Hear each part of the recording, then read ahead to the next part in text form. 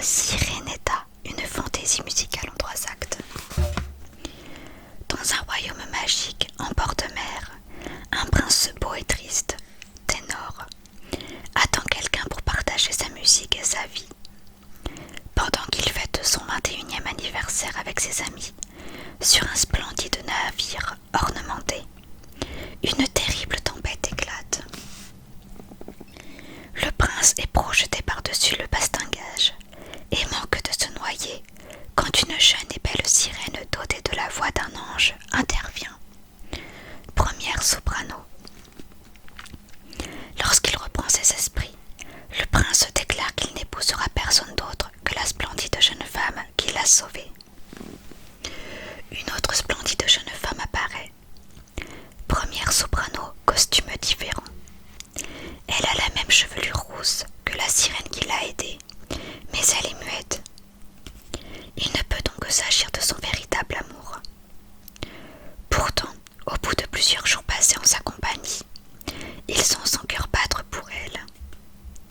C'est alors qu'entre en scène une rivale, une belle femme, contralto, courtise le prince avec le même chant que celui que la petite sirène avait entonné.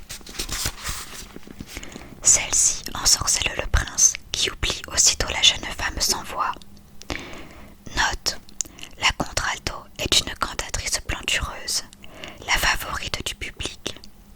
La foule se lève pour l'acclamer lorsqu'elle apparaît, un sourire malicieux au coin des lèvres.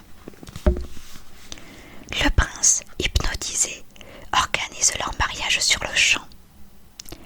En aparté, la future princesse confie au public qu'elle est en réalité une puissante sorcière.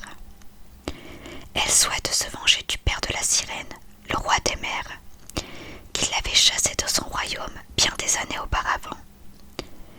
En n'épousant pas le prince, la petite sirène ne pourra tenir sa promesse, et la sorcière gardera sa voix à jamais. Le soleil, baryton, chante alors la tragédie de la vie mortelle à laquelle il assiste chaque jour chez les humains à ses pieds. Il chante aussi le bonheur paisible des sirènes immortelles et l'amour exalté qui peut rendre imprudent. Il traverse la Seine et à l'aide d'un astucieux mécanisme caché, commence à se coucher alors que le ballet monte sur scène, avant le 3e et dernier acte, le mariage.